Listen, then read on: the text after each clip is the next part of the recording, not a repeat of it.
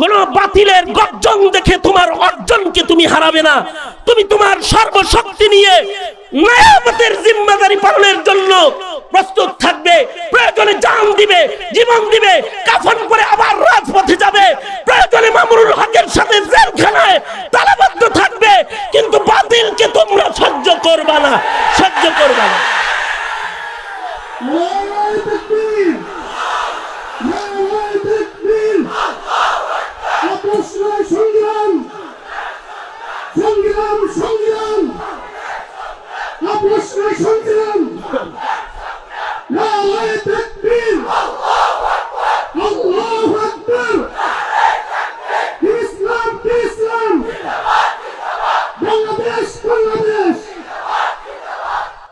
আল্লাহ তাআলা কিছু উপকারী কথা আপনাদের কানে পৌঁছে দেওয়ার তৌফিক আল্লাহ তাআলা দান করেন। আপনারা দোয়া করুন, আমিন। আল্লাহ পাকের দুই ধরনের মাখলুক আছে। এক ধরনের মাখলুককে আল্লাহ তাআলা ইখতিয়ার, ইচ্ছা শক্তি দেন নাই। যেমন ফিরিস্তাদেরকে আল্লাহ তাআলা কোনো ইচ্ছা শক্তি দেন নাই, তাদের নিজস্ব কোনো ইচ্ছা নাই। যে ফিরিস্তাকে যে দায়িত্ব আল্লাহ তাআলা দিয়েছেন সে দায়িত্বেই তারা ব্যস্ত। নিজের থেকে কোনো ইচ্ছা, কোনো কিছু তাদের উদয় হয় না। এ শক্তি আল্লাহ তাআলা তাদেরকে দেন নাই।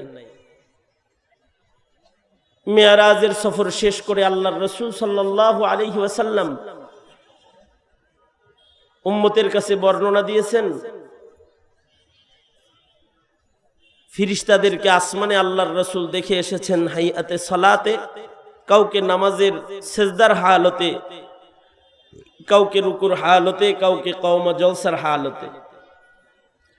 সৃষ্টির পর থেকে যে ফিরিস্তাকে আল্লাহ তাআলা সিজদার হালতে রেখেছেন, কিয়ামত পর্যন্ত সে কোনোদিন মাথা উঠানোর ইচ্ছা তার জাগ্রত হবে না। যাকে রুকুর হালতে রেখেছেন সে রুকুর হালতেই থাকবে, মাথা উঠানোর ইচ্ছা তার জাগ্রত হবে না। আল্লাহর রাসূল সাল্লাল্লাহু আলাইহি ওয়াসাল্লাম হযরত ইসরাফিল আলাইহিস সালাতু ওয়াস সালামকে সিংহা মুখে দাঁড়ানো অবস্থায় দেখেছেন। এক পা সামনে এক পা পিছনে দিয়ে সবটুকুন শক্তি গলার কাছে নিয়ে সিংহা মুখে নিয়ে হযরত ইসরাফিল আলাইহিস সালাম দাঁড়িয়ে আছেন।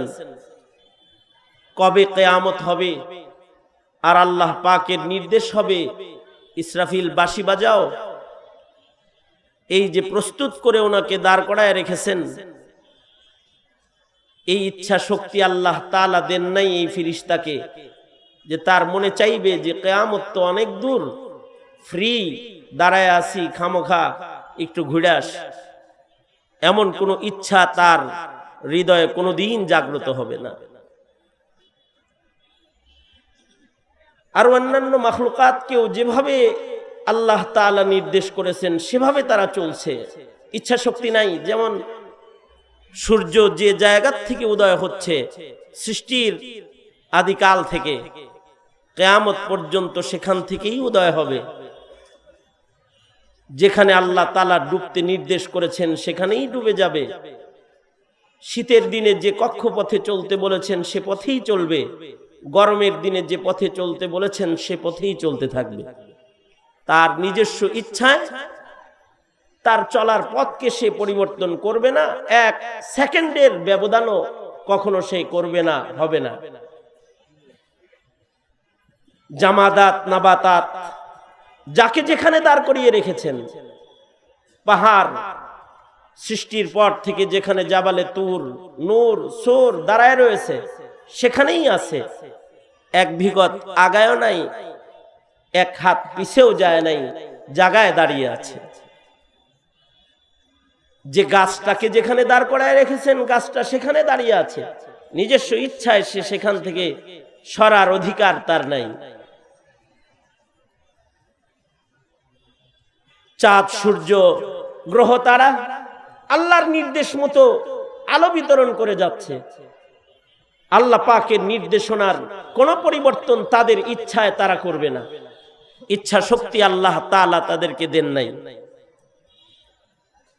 আবার কিছু কিছু মাখলুক আছে যাদেরকে ইচ্ছা শক্তি দান করেছেন, কিন্তু ইচ্ছা শক্তি ব্যক্ত করার এবং বাস্তবায়ন করার অধিকার দেন নাই।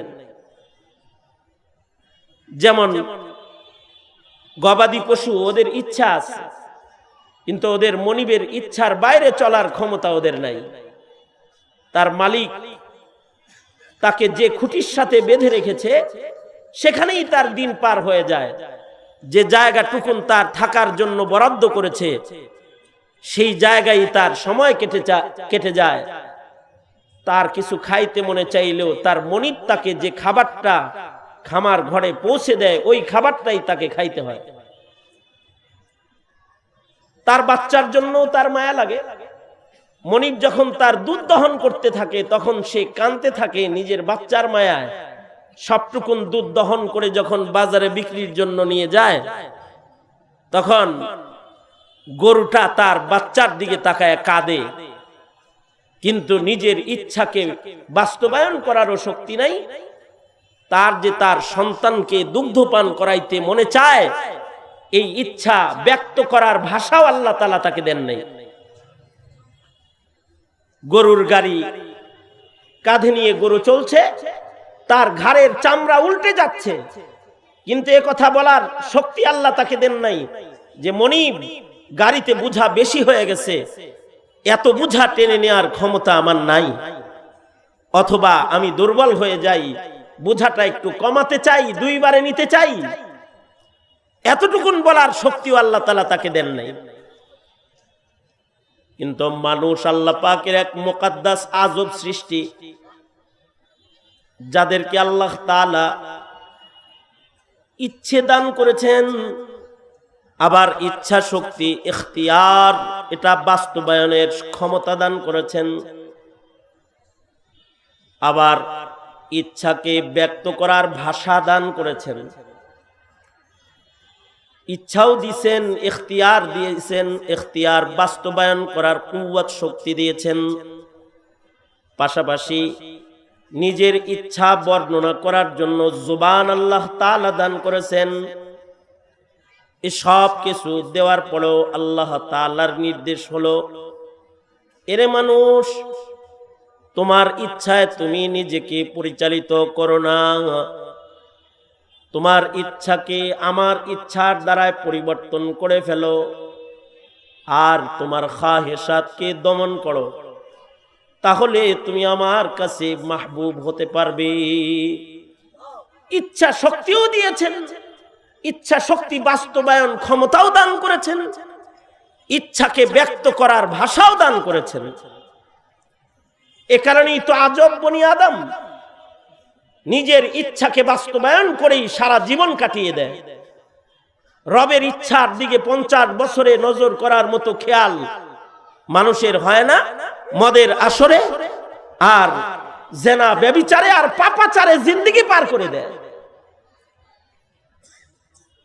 আবার কেউ কেউ আছে নিজের ইচ্ছাকে দমন করে আল্লাহর ইচ্ছায় জিন্দেগি কাটায় দেয়। এ কারণেই পৃথিবীর ইতিহাসে সারা জিন্দেগিতে একটা নেকির কাম করে নাই এমন মানুষের অস্তিত্ব আছে। আবার সারা জিন্দেগিতে পাপাচার গুনাহ করে নাই এমন মানুষের অস্তিত্ব আছে। যেমন নবীগণ, তাদের জিন্দেগিতে নবীরা গুনাহ করেন নাই। আবার এমন মানুষ আছে যার জীবন ডায়েরির ভেতরে নেকির অস্তিত্ব নাই, নেক কাজের অস্তিত্বই নাই। এখনো এমন মানুষ পাওয়া যাবে যারা সারা রাত গুনাহের আসরে কাটায় দিবে, অথবা এমন মানুষ পাওয়া যাবে যারা সারা রাত ইবাদতের ভেতরে কাটায় দিবে। যেমন সাহাবায়ে কেরামের ভেতরে সারা রাত ইবাদতের ভেতরে কাটায় দিতেন সাহাবায়ে কেরাম।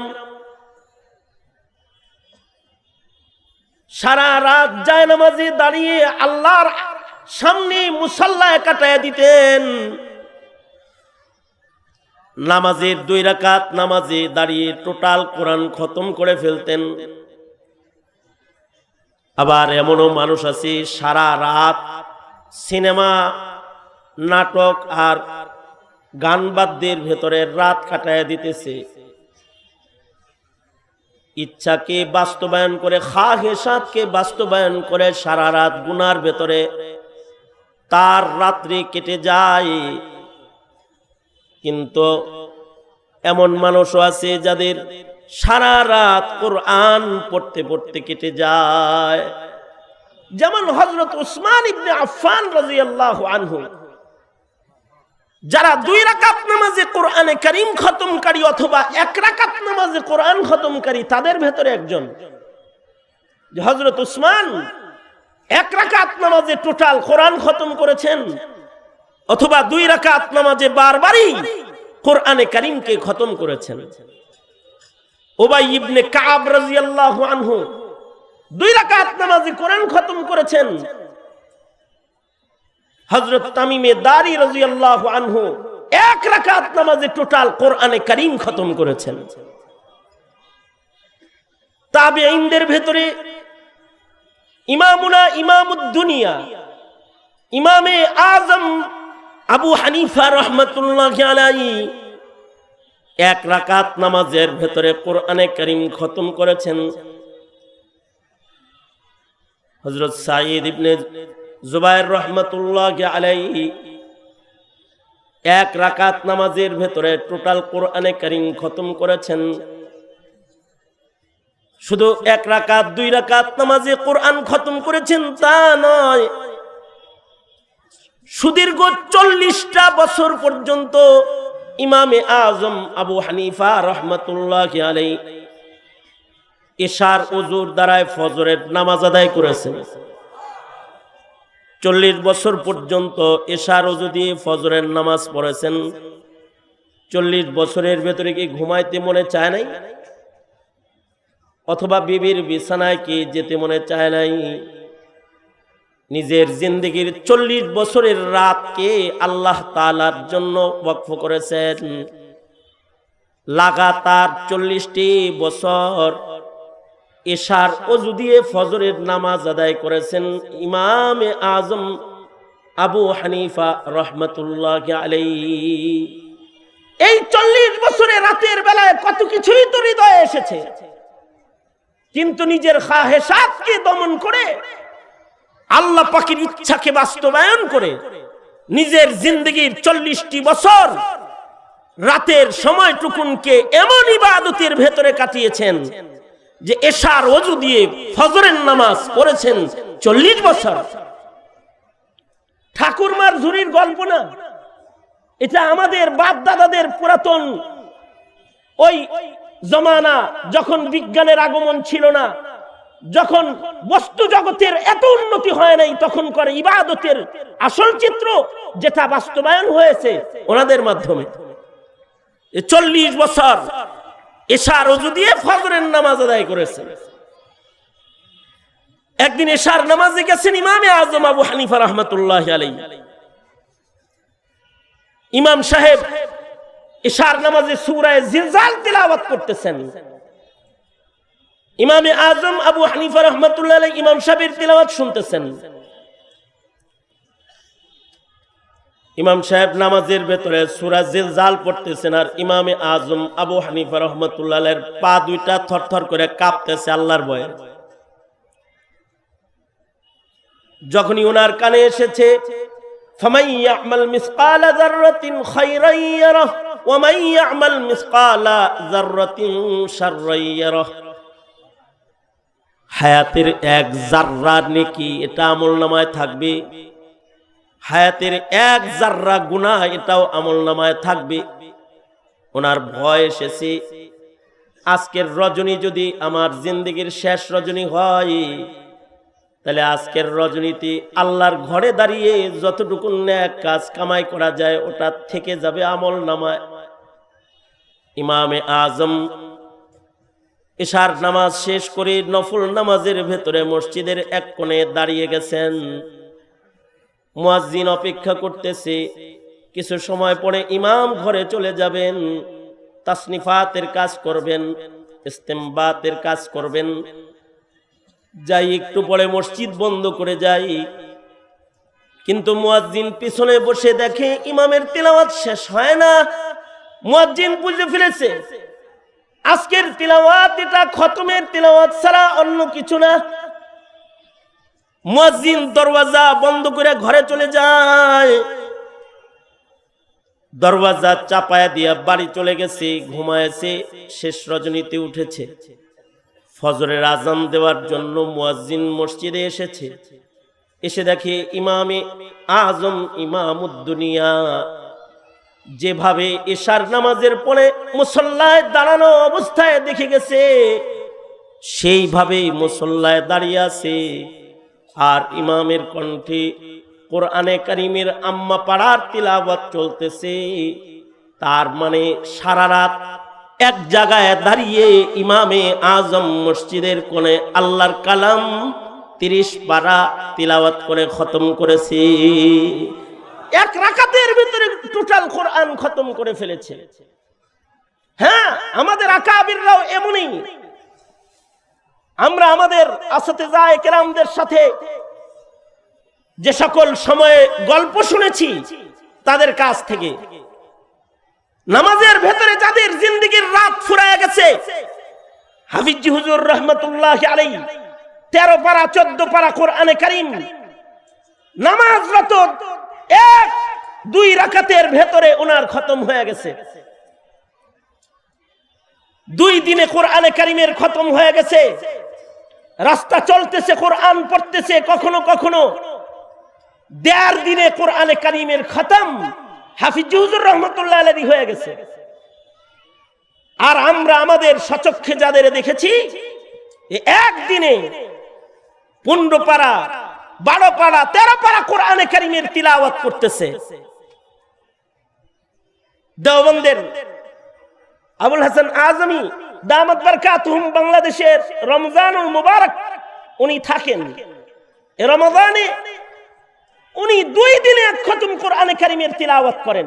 নিজের ইচ্ছায় নয়, রবের ইচ্ছাকে বাস্তবায়ন করে রবকে খুশি করার জন্য নিজের সকল ইচ্ছা জলাঞ্জলি দিয়ে আল্লাহর কালামের সামনে বসে রয়।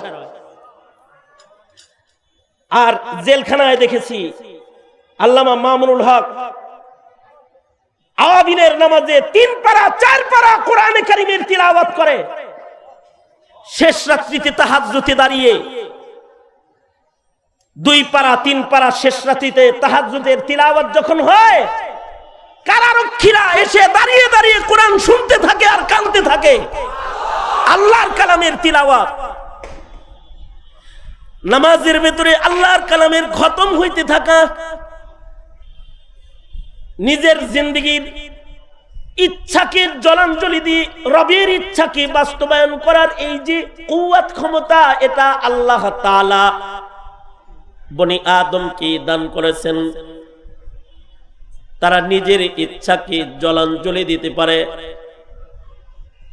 নিজের হায়াতে নিজের ইচ্ছায় নয়, রবের ইচ্ছায় সময় কাটাইতে পারে। যারা নিজের ইচ্ছা জলাঞ্জলি দিয়ে রবের ইচ্ছায় হায়াত কাটাবে, সরওয়ারে দু আলম নবী বলেন, কামা তাঈশুনা তামুতুন। আল্লাহর রাসূল বলেন, যেমনটি তোমাদের জীবনের হায়াত তোমরা কাটাবে তেমনটি তোমাদের মরণ হবে। যদি হায়াতটা রবের ইচ্ছায় তোমরা কাটাও তো তোমাদের মরণের অবস্থা হবে একরকম, আর যদি হায়াতটাকে নিজের ইচ্ছায় কাটাও তাহলে মরণ হবে আর এক রকম। কামা তাঈশুনা তামুতুন, যেমন হায়াতে সময় কাটাবে তেমন তোমাদের মরণ হবে। আর মনে রাখবে, মরণ যেমন হবে পুনরুত্থান হাসর কিন্তু তেমন হবে। কামা তামুতুনা তুবআসুন ওয়া কামা তুবআসুনা তুহশারুন। হায়াত যেমন হবে মরণ তেমন হবে, মরণ যেমন হবে পুনরুত্থান তেমন হবে। আর পুনরুত্থান যেমন হবে, হাসরের বিচারের অবস্থান তেমন হবে। মানব জীবনের অধ্যায়টা, জীবন অধ্যায়টা নিজের ইচ্ছায় নয়, রবের ইচ্ছায় কাটাইতে হয়। তাহলে আসল অধ্যায় যেটা আয়েশ করার জান্নাতি জীবনের চিরসুখ যেটা, এটা আল্লাহ তাআলার কাছ থেকে পুরস্কার হিসেবে বান্দাকে আল্লাহ তাআলা দান করেন। নিজের ইচ্ছাকে জলাঞ্জলি দিয়ে যে আল্লাহর ইচ্ছা বাস্তবায়ন করবে, কি দিয়া, কোন শক্তির বলে করবে? নিজের ইচ্ছাকে জলাঞ্জলি দিবে আর রবের ইচ্ছাকে বাস্তবায়ন করবে। কিসের বিনিময়ে এটা ঘটবে? কিসের বিনিময়ে নিজের ইচ্ছা জলাঞ্জলি হয়ে রবের ইচ্ছা বাস্তবায়ন হবে? অস্ত্রের শক্তি দিয়ে নয়, দৈহিক শক্তি দিয়ে নয়, শিক্ষার শক্তি দিয়ে নয়, বুদ্ধির শক্তি দিয়েও নয়, বিজ্ঞানের শক্তি দিয়েও নয়। তবে নিজের ইচ্ছার জলাঞ্জলি হবে, দমন হবে, আর রবের ইচ্ছা বাস্তবায়ন হবে এক মহাশক্তির মাধ্যমে। সে শক্তির নাম হলো খাশিয়াতে খোদাবন্দি বা তাকওয়াল্লাহ। অস্ত্রের দ্বারা মানুষের ইচ্ছা শক্তি দমন করা যায় না। এ কারণে অস্ত্রের মুখেও দুষ্টরা তাদের ইচ্ছা বাস্তবায়ন করা যায়। জেল জুলুম হুলিয়া দিয়া মানুষের ইচ্ছাকে দমন করা যায় না। আমার সাথে দেখা হয়েছে, 8ম বার জেল হাজতে গেছে, 8 নম্বর বার ডাকাত। এটা জেল নাম্বার 8 তার। এর আগে সে আরো 8 বার ছাড়া পাইছে, 7 বার ছাড়া পায়া 8ম বারে ঢুকছে। বললাম কি অপরাধ? কয় আগে যা যে কারণে ঢুকছে এখন সে কারণে ঢুকছে। আগেও ডাকাতি করে ঢুকছে, এবারও ডাকাতি করে ঢুকছে। এতবার জেলে আসলেন, তারপরেও স্বভাবটা ছাড়লেন না। সামনে বাইরে হইলে ইনশাআল্লাহ বড় ধরনের কিছু করব। ইনশাআল্লাহ কয়ে নিজের ইচ্ছা বাস্তবায়ন করবার। নারায়ণগঞ্জের এক বড় ধরনের সন্ত্রাসী গ্রুপের একজন আছে, জেলখানায় যায় বুজুর্গ হয়ে গেছে, সপ্তাহে 5 দিন রোজা রাখে। আমি নিজের জামা হেরে দিছি হাদিয়া, মামুনুল হক সাহেব লুঙ্গি দিছে হাদিয়া। এই লম্বা দাড়ি, তাহাজ্জুদ পড়ে, রোজা রাখে। কিন্তু বললাম যে যদি আল্লাহ বাইর করে তাইলে কি হইব? মাটির নিচে জিনিসটা রাখাইছি, আমি জানি দুনিয়ার কেউ বাইর করতে পারবো না। যাই এই কামটা ঘটায় দিব। যে মামলার কারণে জেলে আইছি, ও গরুর চান্দি সন্ধি আগে খুলব। অস্ত্রের ভয় দিয়া, জেলখানার ডর দিয়া নিজের ইচ্ছাকে দমন করণ যায় না, মানব ইচ্ছাকে দমায় রাখা যায় না। শিক্ষার দ্বারা কারোর ইচ্ছা দমন করা যায় না। এ কারণেই বহু শিক্ষিত লুচ্চা হয়, জেনাকার হয়, চোর হয়, বাটপার হয়, খুনি হয়। বহু শিক্ষিত, শিক্ষার দ্বারা ইচ্ছাকে দমন করা যায় না। যদি কারোর ইচ্ছা শক্তিকে দমন করে চরিত্রওয়ালা জিন্দেগি গঠন করতে হয় যদি কাউকে, তাহলে তার যেটা লাগবে সেটা হলো খাশিয়াতে খোদাবন্দি। এ কারণে আল্লাহ পাকের ঘোষণা হলো, ওয়া আম্মা মান খাফা মাকামা রাব্বিহ, ওয়া আম্মা মান খাফা মাকামা রাব্বিহ ওয়া নাহান নাফসা আনিল হাওয়া ফাইন্নাল জান্নাতা হিয়াল মাওয়া। আল্লাহ তাআলা বলেন, যার ভেতরে 2টা গুণ পাওয়া যাবে, আল্লাহ পাককে, আল্লাহর মাকাম আর শান মতো যারা ভয় করবে, আল্লাহকে আল্লাহর শান মতো যারা ভয় করবে, আর আল্লাহ ভীতির মাধ্যমে যারা তাদের নফসকে দমন করবে, ওয়ানাহান নাফসা আনিল হাওয়া ফাইন্নাল জান্নাতা হিয়াল মাওয়া। আর আমাদের পূর্বের যুগের ইতিহাস যদি দেখি, ১,৫০০ বছর পিছনে যদি চলে যাই, ১৪০০ বছর পিছনে যদি চলে যাই, জুলমের সমাজটা যখন স্বর্ণযুগে রূপান্তরিত হয়েছিল, সেই সমাজ চিত্র যদি তাকায় দেখি, ওই সমাজে দেখব অস্ত্রও নাই, গুলিও নাই, বোমাও নাই, বাহিনীও নাই, কিচ্ছু নাই, পাহারাদারও নাই, সিসি ক্যামেরাও নাই। উপর থেকে কোনো বড় ধরনের শক্তি ব্যবহার করে সবকিছু দেখার মতো বিজ্ঞানের শক্তির ব্যবহারও নাই, স্যাটেলাইট নাই। কিন্তু তাদের অন্ধকার ঘরেও গুনাহ হয় নাই, ছোট্ট এক জাররা অপরাধও তো হয় নাই, এমন হাসানাত হয় নাই যে হাসানাতটা মানুষের পছন্দ, আল্লাহর পছন্দ না। হাসানাতুল আবরার সাইয়্যাতুল লিল মুকাররাবিন, এর উপরে আমলওয়ালা মানুষ পাওয়া গেছে। কোন মহাশক্তির কারণে? প্রশাসনিক শক্তি নয়, অথবা আইন কানুনের শক্তি নয়, বিচার বিভাগের দাম্ভিক শক্তি নয়। তাদের কাছে শিক্ষাও ছিল না, অস্ত্রও ছিল না, কিছুই ছিল না, কিন্তু তখন তাকওয়াল্লাহ নামক মহাশক্তি তাদের কাছে ছিল। এ কারণে এক জাররা অপরাধও করতে পারে নাই। যেমন আমিরুল মুমিনিন হযরত আবু বকর সিদ্দিক রাদিয়াল্লাহু আনহু, খলিফাতুল মুসলিমিন হযরত আবু বকর সিদ্দিক রাদিয়াল্লাহু আনহু, যিনি নবী পাকের খলিফা, নবীদের পরে শ্রেষ্ঠতম মহামানব, নবীদের পরে যিনি সবচেয়ে শ্রেষ্ঠ হযরত সিদ্দিক আকবর, হযরত আবু বকরের সামনে খাবার হাদিয়া এসেছে, রুটি গোশত হাদিয়া এসেছে। 3 দিনের না খাওয়া আবু বকর ক্ষুধার্ত, 3 দিন যাবত কিছু খান না, আর সামনে রুটি গোশত হাদিয়া আসছে। একদিন রোজা রাখলে পরে ঘটি বাটি খাইতে মনে চায়, আর 3 দিনের না খাওয়া আবু বকর, সামনে রুটি গোশত। তিনি হাদিয়া পেয়ে রুটি গোশত চিবানো শুরু করেছেন, খাইতে শুরু করেছেন। এক এক লোকমা ওনার ভেতরেও চলে গেছে, এক এক টুকরা গোশত পেটের ভেতরে গেছে। খাইতেছেন আর গল্প করতেছেন। যেই গোলাম এগুলো হাদিয়া আনছে, তারে বলে এগুলো কেমনে আসলে?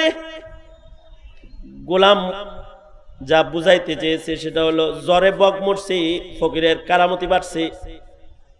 তার মানে হলো, আমি জীবনে একটা চিকিৎসা করছিলাম, রুকিয়া করছিলাম, জারফুক করছিলাম, দম করছিলাম, হেডা কামে লাগে গেছে। কবে করছিলি? কয় যখন আমি জাহিলিয়াতে ছিলাম, তখন একটা রুগীরে ছু দিছিলাম, ফু দিছিলাম, রুকিয়া করছিলাম, রোগী তো ভালো হয়ে গেছে, রোগী তো আমার ভক্ত হয়ে গেছে। তো সে তার বাড়িতে খাবার রান্না হয়েছে, তো ওই দিনের রুকিয়ার ফুয়ার চিকিৎসার প্রতিদান হিসেবে আমার জন্য এই খাবারগুলো হাজির করেছে। হযরত আবু বকর বলেন, তুমি যখন ছু দিছিলা তখন কি আল্লাহর নামে দিছিলা, বিসমিল্লাহ পড়ছিলা? আল্লাহরে তো আমি তখন চিনি না, আমি তো মুসলমানই না, তো আল্লাহর নামে ফু দিমু কিভাবে? লাত উজ্জার নামে দিছ? লাতার উজ্জার নামের খানা আমারে খাওয়াইতেছ আদর করে? হ্যাঁ,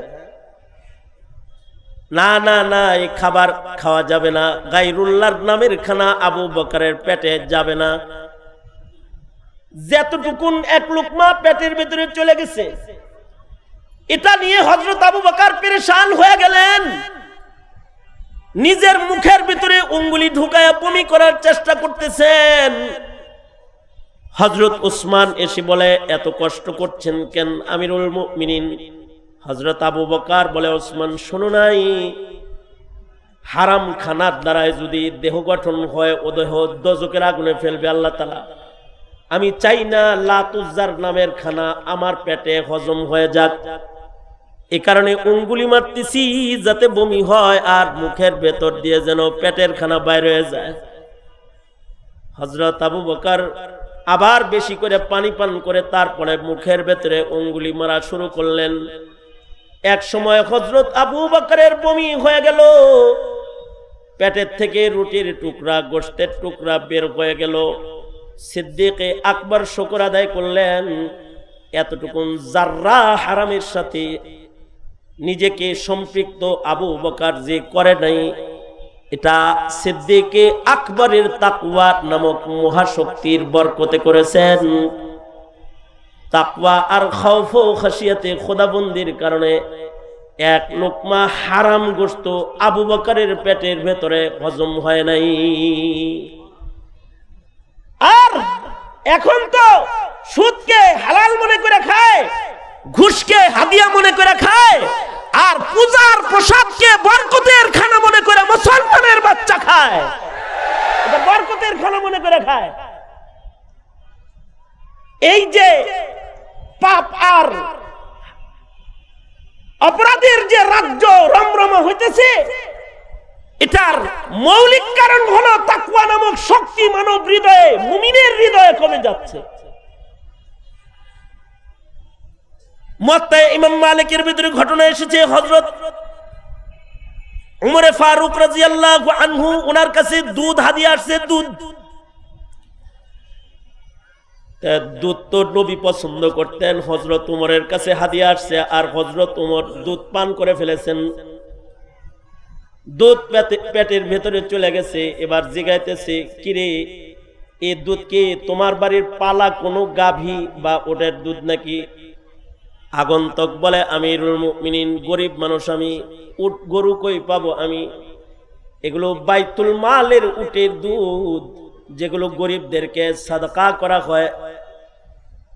এবারের সাদকার বাটে আমার নাম পড়ছে, তো আমি হাদিয়া পাইছি, সাদকা পাইছি বাইতুল মাল থেকে। আমি চিন্তা করলাম একা না খাই, আমিরুল মুমিনিন কেউ খাওয়াই, অসুবিধা নাই, অসুবিধা নাই। নিজে আবার ফতোয়াও দিয়ে দিতেছে, অসুবিধা নাই, আমার জন্য সাদকা আর লাকা হাদিয়া, আপনার জন্য এটা হাদিয়া, খায়ালান, বাকিটাও খায়া ফেলান। সুন্দর ফতোয়া মেরে দিছে যে আমার জন্য সাদকা, আপনার জন্য হাদিয়া। ফতোয়া তো আসছে, কিন্তু হযরত উমরের খৌফ ও খাশিয়াতে খোদাবন্দির কারণে হালাল খানাটাকেও পেটে হযরত উমর রাখতে পারতেছেন না। হযরত উমর চিন্তা করলেন, এই বাইতুল মালের হাদিয়ার দুধ, এইটা আমার পেটে থাকা অবস্থায় যদি আমি উমরের মরণ হয়ে যায়, আর আল্লাহ তাআলা যদি আমাকে জিজ্ঞাসা করে, উমর রে, তুমি ছিলা আমিরুল মুমিনিন, আর তোমার বাইতুল মালের সদকার দুধ তোমার পেটে কেমনে ঢুকলো? হযরত উমর বলে, এই প্রশ্নের উত্তর দেওয়ার মতো ক্ষমতা আমার রবের জালালের সামনে দাঁড়ায়া এই প্রশ্নের উত্তর দেওয়ার ক্ষমতা আমার নাই। সুতরাং এই দুধকেও আমার পেটে হজম হইতে দেওয়া যাবে না।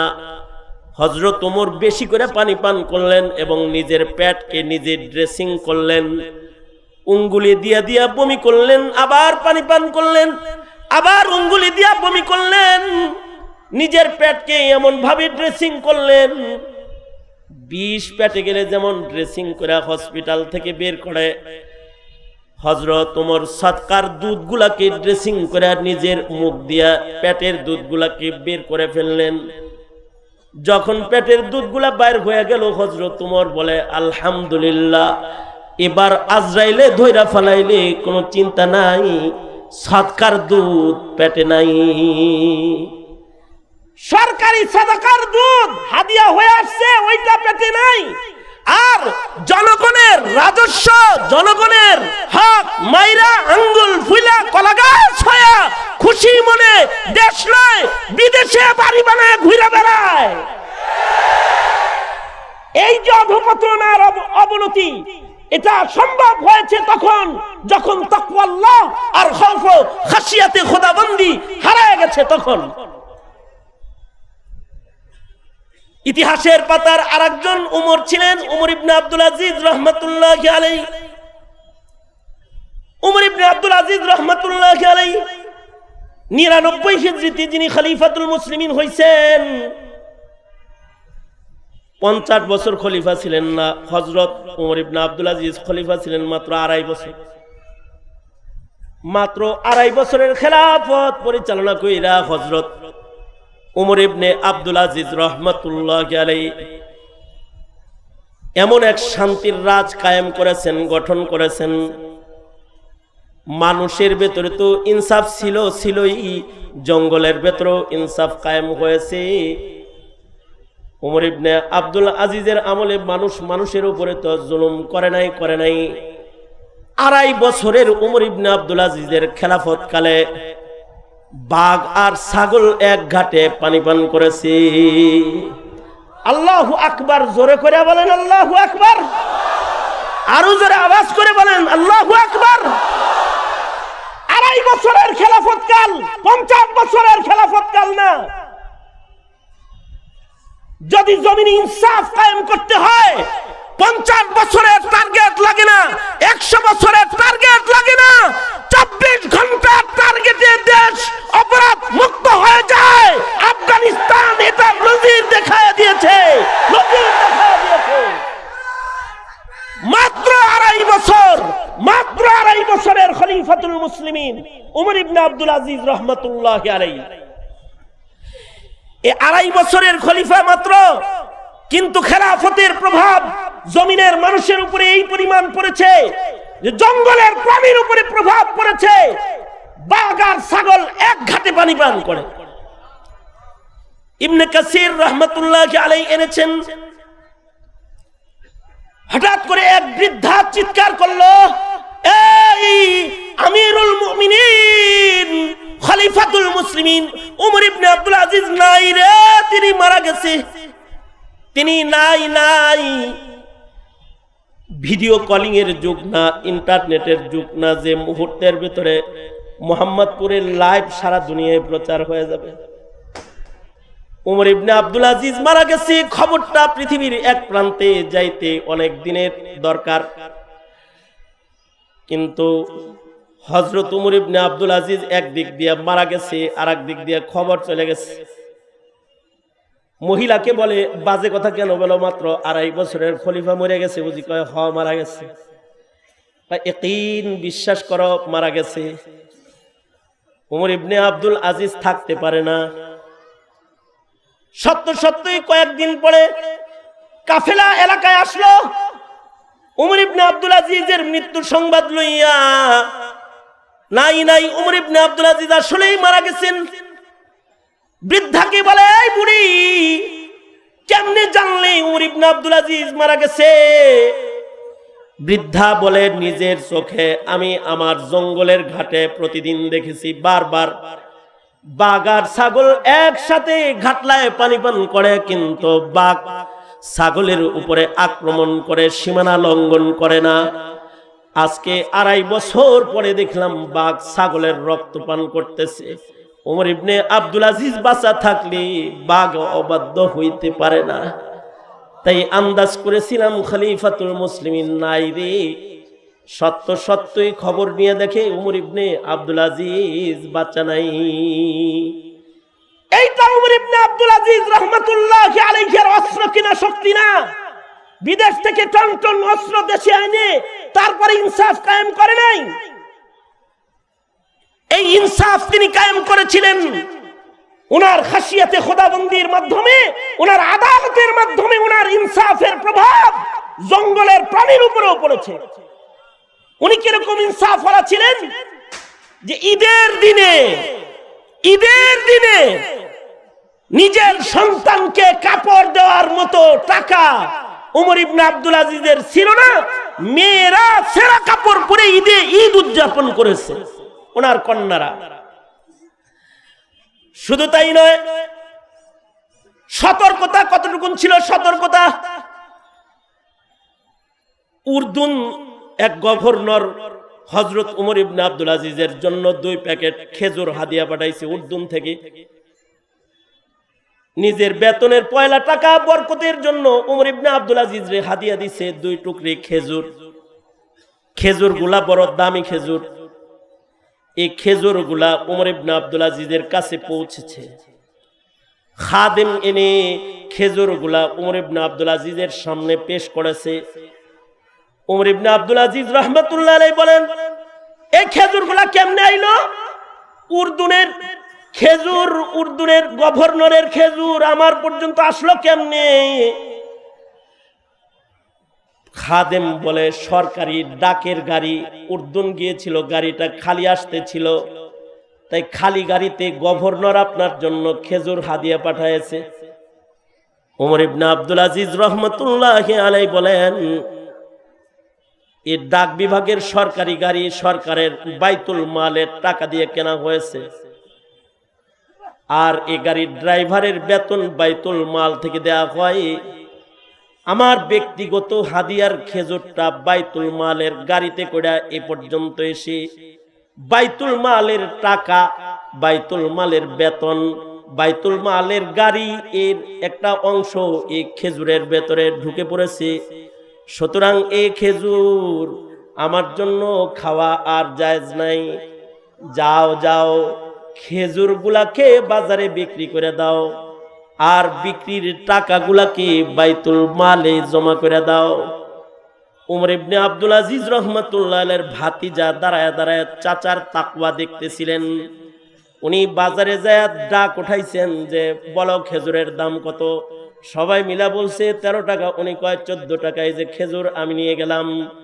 খেজুরগুলো নিয়ে 2 টুকরির 1 টুকরি নিজের বাড়িতে রাইখা চাচার জন্য ভাতিজা খেজুরের টুকরি মাথায় লইয়া চাচার কাছে যায় বলে, চাচাজি এই খেজুরগুলা আপনার জন্য হাদিয়া এনেছি। ওমর ইবনে আব্দুল আজিজ বলে, খেজুরগুলা পুরানা হাদিয়ার সিল চপ্পর দেখা যায়, এগুলো উর্দুনের খেজুর মনে হয়। জি, এই যে চাচা বাইতুল মালের রশিদ, বাজারে ডাক উঠায় খেজুরগুলা আমি ক্রয় করেছি আর টাকাটা বাইতুল মালে জমা করেছি। ভাতিজা হয়ে চাচারে কি খাওয়ানোর মতো অধিকার নাই? ভাতিজা হয়ে চাচার জন্য খেজুর কিনা 1 টুকরি হাদিয়া পেশ করেছি, মেহেরবানি করে কি এখন কবুল করা যায় না? ওমর ইবনে আব্দুল আজিজ বলে, এইবার খেজুর ওমর ইবনে আব্দুল আজিজের খাওয়ার উপযুক্ত হয়েছে। এই ইনসাফেরই প্রভাব জঙ্গলে পড়েছে। আর এখন তো এক খাটের বিল হয় লাখ লাখ, আর এক দরজার বিল হয় লাখ লাখ। চোর কলম দিয়া সরকারি টাকা চুরি করে খেয়ে নেয়। যখন শাসন ব্যবস্থা হয় এই, আর বিচার ব্যবস্থার ধস নামে এই যে আলেম জেলখানায় রয় আর জালিম মুক্ত ঘুরে বেড়ায়, তখন আর শান্তি কিভাবে দেশে হতে পারে? শান্তি প্রতিষ্ঠাই বা কিভাবে কল্পনা করা যেতে পারে?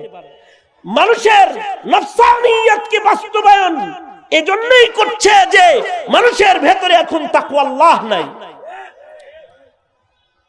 কিভাবে এই তাকওয়া আল্লাহ আসবে? আগের যুগে তাকওয়া আল্লাহ হারিয়ে গেলে মানব হৃদয়ে তাকওয়ার চাষাবাদ করার জন্য আল্লাহ তাআলা নবী রাসূল প্রেরণ করতেন। পয়গম্বররা মানুষের হৃদয়ে চাষাবাদ করে হারিয়ে যাওয়া তাকওয়া আল্লাহকে আবার জীবিত করত। আমাদের নবী আলাইহিস সালামের মাধ্যমে এই জমিনে নতুন করে কোন নবী এসে তাকওয়ার চাষাবাদ করার দরওয়াজা আল্লাহ তাআলা বন্ধ করে দিয়েছেন। হ্যাঁ, তবে এই জমিনের মানুষদের তাকওয়া আল্লাহ চাষাবাদের জন্য আল্লাহর রাসূলের পরে আল্লাহ তাআলা একটি দলকে নির্বাচিত করেছেন। তারা নবী নয় বটে, কিন্তু তারা নায়েবে নবী। তারা নবী নয়, কিন্তু তারা নবীদের নায়েব। নবীরা যে কাজগুলো করত তারা সে কাজগুলো করবে। নবীরা যেমন ইবাদত শিখাইতো তারা তেমন ইবাদত শিখাবে। নবীরা যেমন গুনাহ চিনাইতো তারা পাপাচারকে সুস্পষ্ট করবে। নবীরা যেমন জুলুম আর অত্যাচারের বিরুদ্ধে দুর্বার গর্জে দাঁড়িয়ে যেত, তারা ওইরকম অত্যাচার, অনাচার, জুলুম, নির্যাতনের বিরুদ্ধে গর্জে দাঁড়িয়ে যাবে। নবীরা যেমন জালিমের বিরুদ্ধে দুর্বার আন্দোলনী ভূমিকা পালন করেছে, কিয়ামত পর্যন্ত নায়েবে নবীরা তাদের দায়িত্ব পালনে বাতিলের সাথে কোনো আপোষ করবে না। এক চুল বসে থাকবে না, জবান বন্ধ তারা রাখবে না। তারা নায়েবে নবীর ভূমিকা পালন করবে। আর এই জমিনের মানুষের হৃদয়ে তারা তাকওয়ার চাষাবাদ করবে। মুহতারাম হাজিরিন, এই কারণেই উলামায়ে কেরাম এই জিম্মাদারি পালন করে বটেই। এই কারণেই এই জমিনের মুসলমানদের সমাজে যখন পশ্চিমাদের কুফরি চাষাবাদ আর অত্যাচারের চাষাবাদ বন্ধ হয়ে যায়, তাকওয়া আল্লাহর কারণে মুসলমানদের কাছে যখন তারা পাপকে গিলাইতে পারে না, জমিনটাকে পাপের রাজ্য বানাইতে পারে না, তারা চিন্তা করে দেখেছে একটি দল আমাদের জন্য বাধা, তারা হলো উলামায়ে কেরাম, যারা তাদের মেহনতের মাধ্যমে জাতির হৃদয়কে তাকওয়া আল্লাহে শক্তিশালী করে দেয়, যার মাধ্যমে তারা কুফরকে না প্রদর্শন করে, তারা বিদআতকে না প্রদর্শন করে, তারা জুলমকে না প্রদর্শন করে, তারা সারা দুনিয়ার কুফরি শক্তিকে না দেখায়, হ্যাঁ দেখায় না, একটি কাফেলায় রয়েছে, তারা হলো উলামায়ে কেরাম। সঙ্গত কারণেই চক্রান্ত হলো এই যারা জাতির হৃদয়কে গঠন করবে এদেরকে জেলখানায় আটকায় দাও। এ কারণেই আল্লামা মামুনুল হক জেলে, এই কারণেই বাবুনগরীকে জেল খাটতে হয়েছে, এই কারণেই মুফতি আমিনীকে গৃহবন্দী থাকতে হয়েছে, এই কারণেই হাজার হাজার আলেমকে জেলের অন্ধকার কুঠরিতে রাতের আঁধারে চোখের পানি ফেলতে হয়েছে, সেজদারত কাঁদতে হয়েছে। হে তালেবানে ইলমে নবুওয়াত, তোমাদেরকে বলছি এই উলামায়ে কেরামের এই অত্যাচার সহ্য করার ধারা এটি আজকের নয়, নতুন নয়, এটি পুরাতন এক ইতিহাস। এই ইতিহাস কিয়ামত পর্যন্ত, ইসরাফিলের বাঁশি পর্যন্ত চলতেই থাকবে, চলতেই থাকবে। সঙ্গত কারণে কোন বাতিলের গর্জন দেখে তোমার অর্জনকে তুমি হারাবে না। তুমি তোমার সর্বশক্তি নিয়ে নিয়ামতের জিম্মাদারি পালনের জন্য প্রস্তুত থাকবে। প্রয়োজনে জান দিবে, জীবন দিবে, কাফন করে আবার রাজপথে যাবে। প্রয়োজনে মামুনুল হকের সাথে জেলখানায় তালাবদ্ধ থাকবে, কিন্তু বাতিলকে তোমরা সহ্য করবা না, সহ্য করবা না।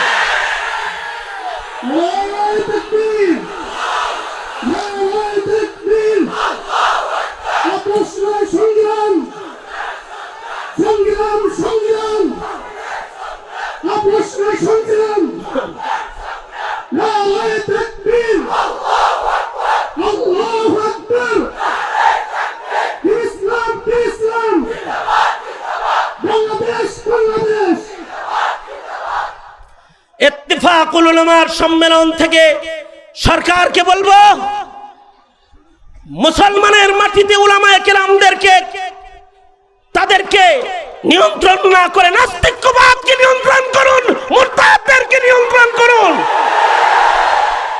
ধর্মীয় শিক্ষা ও উলামায়ে কেরামের মেহনত এটি এই মাটির অধিকার, মানুষের অধিকার, মুসলিম মিল্লাতের অধিকার। এই অধিকারকে টেনে ধরার কোনো চেষ্টা করবেন না।